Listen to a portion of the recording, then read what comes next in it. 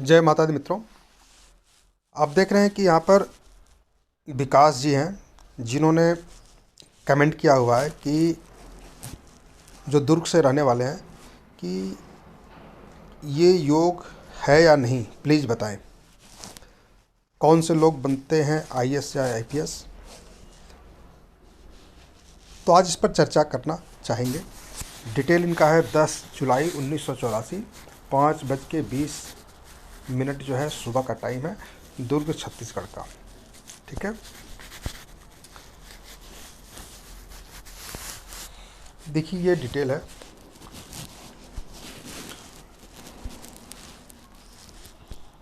विकास कुमार जी, आप पाएंगे कि इनका जो है लग्न मिथुन लग्न है और लग्नेश लग्न में बैठा हुआ है। ठीक है, सूर्य थर्ड का मालिक है जो लग्न में बैठा हुआ है। सूर्य किसका कारक है? गवर्नमेंट जॉब का कारक है। ठीक है, तीनों ने यूपीएससी के बारे में बात किया है कि क्या मेरी कुंडली में योग है या नहीं है। तो जब भी सूर्य का लग्न या लग्नेश से संबंध बनता है या दसम भाव से संबंध बनता है या दशमेश से संबंध बनता है 10th भाव से, तो ऐसे लोगों में यूपीएससी क्लियर करने का योग बन जाता है। ये सामान्य सा नियम है। ठीक है, तो लगन में बैठा हुआ है और लग्नेश के साथ बैठा हुआ है। ठीक है, अब जो लोग यूपीएससी क्लियर करते हैं उनमें एजुकेशन भी होना चाहिए, है ना। एजुकेशन का कारक कौन है? जुपिटर है। कौन है? जुपिटर है। और जुपिटर कहाँ का कारक है? कहाँ का स्वामी है? 10th भाव का स्वामी है। कहाँ का स्वामी है? 10th भाव का स्वामी है। रोजगार भाव, कर्म भाव, 3rd 10th दोनों का संबंध लगन से बन रहा। 10th का स्वामी जुपिटर है। जुपिटर कहाँ बैठा हुआ है? 5th भाव में बैठा है और उसकी नवम दृष्टि लग्न पे बैठ रही है। ठीक है, नवम दृष्टि लग्न पर है, तो 10th का संबंध भी लगन से बना हुआ है। ठीक है, सूर्य जो 3rd का कारक है, 3rd भाव का, उसका भी संबंध लगन से बना हुआ है। 3rd किसका कारक होता है? छोटी मोटी यात्रा का। तो जो आईएएस होते हैं, जो इस चीज़ से जुड़े रहते हैं, इस प्रोफेशन से जुड़े रहते हैं, इस जॉब से जुड़े रहते हैं, उनको यात्राएं तो करनी पड़ती हैं, पूरे दिन यात्राएं करनी पड़ती हैं और इनका ट्रांसफ़र भी छोटा मोटा होता रहता है ना। तो उसका भी कारक है सूर्य। तो देखा जाए तो सामान्य रूप से प्राथमिक दृष्टि में एक आईएएस बनने के लिए, आईपीएस बनने के लिए, है ना, आईपीएस यूपीएससी क्लियर करने के लिए इनका योग बना हुआ है। आईपीएस मैं इसलिए नहीं कह सकता क्योंकि मंगल का संबंध लगन से, लग्नेश से नहीं बना हुआ है। ठीक है, वो मंगल कहाँ बैठा है? 12th भाव में। ठीक है, तो उसका संबंध ही बना है। हाँ, आईएएस से रिलेटेड संबंध इनका बना हुआ है। दूसरा, फॉरेन से रिलेटेड भी एक बार चेक करना पड़ेगा क्या संबंध बना है या नहीं, मतलब आईएफएस के लिए। ठीक है, या फिर आईआरएस के लिए। तो आईआरएस के लिए क्या होता है कि 3rd का संबंध बनना चाहिए, 2nd का संबंध बनना चाहिए। तो 2nd से कोई रिलेशन नहीं बन रहा है, लेकिन 3rd भाव से संबंध बना हुआ है। ठीक है, और बुध का रिलेशन होना चाहिए 10th भाव से और लगन से। तो यहाँ पर 10th भाव का स्वामी का संबंध बुध से बना हुआ है क्योंकि दृष्टि है और बुध लगन में ही बैठा है, स्वराज का होकर बैठा हुआ है। ठीक है, तो आईआरएस और आईएएस दो के योग बने हुए हैं चार्ट में। अब हम बात करते हैं कि इनकी जो इनका जो जन्म है वो 2004 का है। अभी ये 19 साल के आसपास है। ठीक है, अब ग्रेजुएशन के बाद ही एग्ज़ाम दे सकते हैं। ग्रेजुएशन कब देते हैं? ग्रेजुएशन कब क्लियर होता है? 15 + 5, 15 साल और 5 साल की उम्र में पहला बच्चा जो पहली क्लास में जाता है, तो 20 साल की उम्र में ये एग्ज़ाम दे सकते हैं। ठीक है, तो 1 साल के आसपास गए, बाकी 1 साल के बाद जो है ये एग्ज़ाम है ना देने लायक हो जाएंगे, क्योंकि ग्रेजुएशन क्लियर कर लेंगे। तो इनको प्रयास करना चाहिए। अब हम थोड़ा और डिटेल में जाते हैं, ठीक है, डिटेल में जाते हैं। नक्षत्र नाड़ी चार्ट को देखते हैं, केपी सिस्टम से भी चेक करते हैं और दशा को भी चेक करते हैं। देखा जाए तो दशा अभी चल रही है वो बुध की चल रही है, ठीक है। अंतरदशा किसकी चल रही है? शनि की चल रही है, ठीक है। और प्रत्यंत दशा मतलब अभी दिसंबर ख़त्म हुआ है और जनवरी 2024 चल रहा है। तो ये शुक्र की प्रत्यंत दशा चल रही है। अगर एक साल बाद का हम देख लें, 25 में जुपिटर की प्रत्यंत दशा रहेगी जून 2025 तक, ठीक है। तो बुध शनि गुरु, बुध क्या कहता है 1/4-10, क्या कहता है 1/4-10। आप देखेंगे कि बुध 1/4-12 दिखा रहा है। पहला भाव, चौथा भाव, 12वां भाव का कारक बना हुआ है। किसके नक्षत्र में है? बुध मंगल के नक्षत्र में है। तो मंगल क्या कहता है 6/11 जॉब का कारक माना जाता है। यहाँ पर प्रशासनिक भाव जो होता है वो 10th भाव होता है, वो यहाँ पर नहीं दिख रहा है। लेकिन आप पाएंगे 10th का लॉर्ड जुपिटर की दृष्टि बुध पर है, ठीक है। तो बुध में 10th भाव जुड़ा हुआ है, ठीक है, क्योंकि दृष्टि संबंध बना हुआ है। तो बुध में 10 भाव भी एक्टिव है। तो बुध में जो गवर्नमेंट जॉब के लिए होता है वो 6, 10, 11 और सूर्य, ठीक है। तो जुपिटर की दृष्टि है तो 10th भाव जुड़ गया।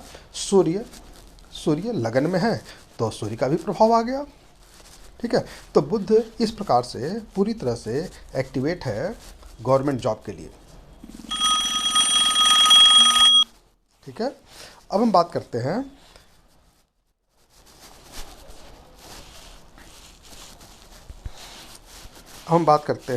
बुध में दशा जो चल रही, अंतरदशा जो चल रही है वो शनि की चल रही है, ठीक है। शनि क्या कहता है?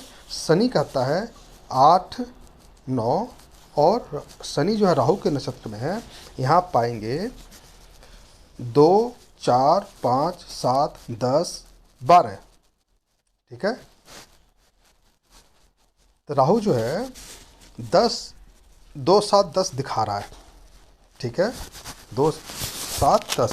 अब राहु बैठा कहाँ पे है? राहु बैठा हुआ है किसके साथ?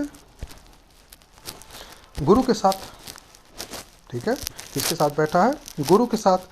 तो गुरु दशम का कारक है और 10 नंबर यहाँ पर एक्टिव भी है, ठीक है।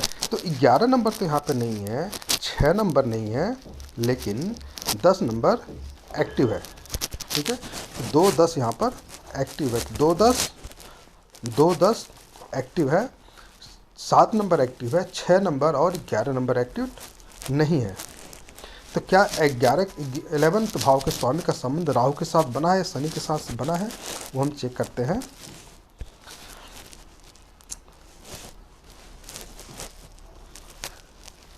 शनि पर गुरु की दृष्टि है तो 10th भाव का संबंध बन गया। चलिए वहाँ पर 10th भाव है भी, लेकिन 11th का स्वामी जो है वो मंगल है।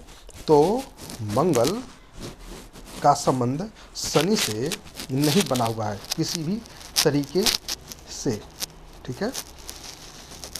छठे का संबंध भी मंगल है, तो मंगल का संबंध भी नहीं बना हुआ है इसके साथ, शनि के साथ। तो देखा जाए ना ही राहु के साथ बना हुआ है, तो यहाँ पर 11 भाव एक्टिवेट नहीं है, ठीक है, 11 भाव एक्टिवेट नहीं है। तो शनि में केवल 10 नंबर होकर के यूपीएससी जैसे एग्ज़ाम को क्लियर करना बहुत ही मुश्किल है, ठीक है। तो अंतरदशा पूरी तरह से यहाँ पर मना कर रहा है।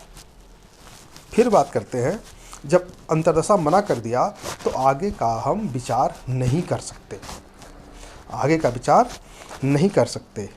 अब हम बात करते हैं कि बुध की दशा जब बीत जाएगी तो दशा आएगी केतु की, ठीक है। देखिए यहाँ पर बुध की बाद से केतु की दशा आ रही है, तो जून 25 के बाद से केतु की दशा स्टार्ट होगी। केतु क्या गवर्नमेंट जॉब देता है? देखा जाए केतु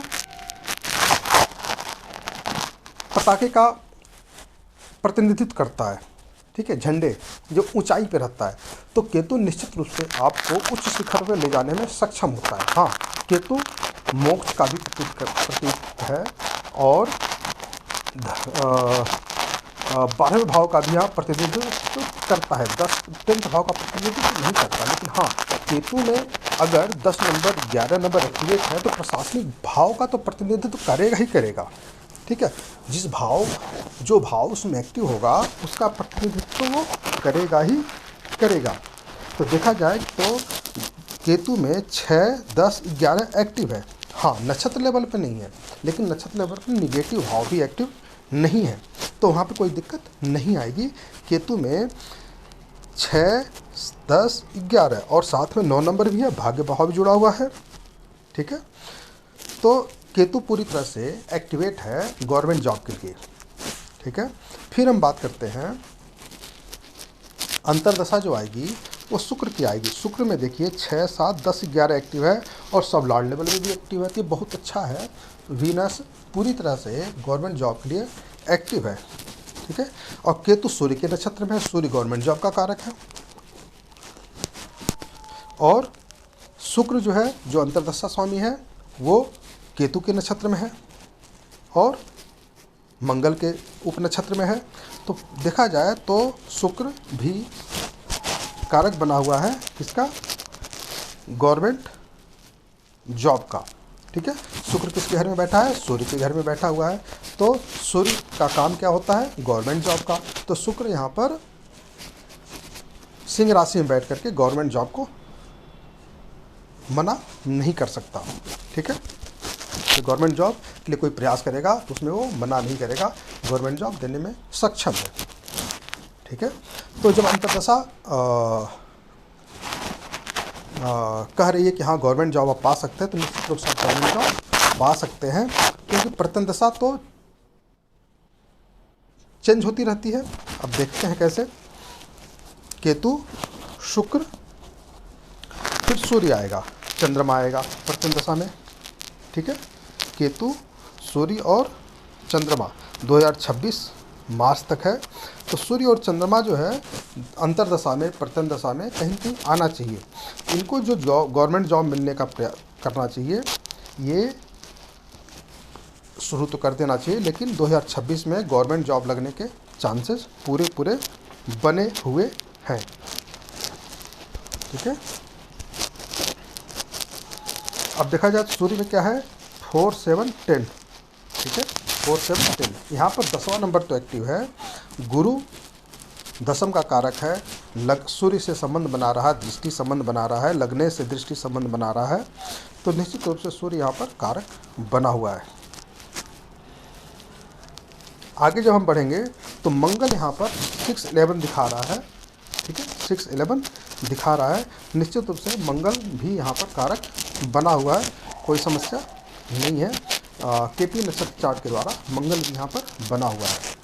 लेकिन हाँ, यूपीएससी क्लियर होने, यूपीएससी के बाद से आईपीएस के चांसेस कम दिख रहे हैं, ठीक है, क्योंकि डायरेक्ट संबंध लगन से नहीं है, लगने से नहीं है।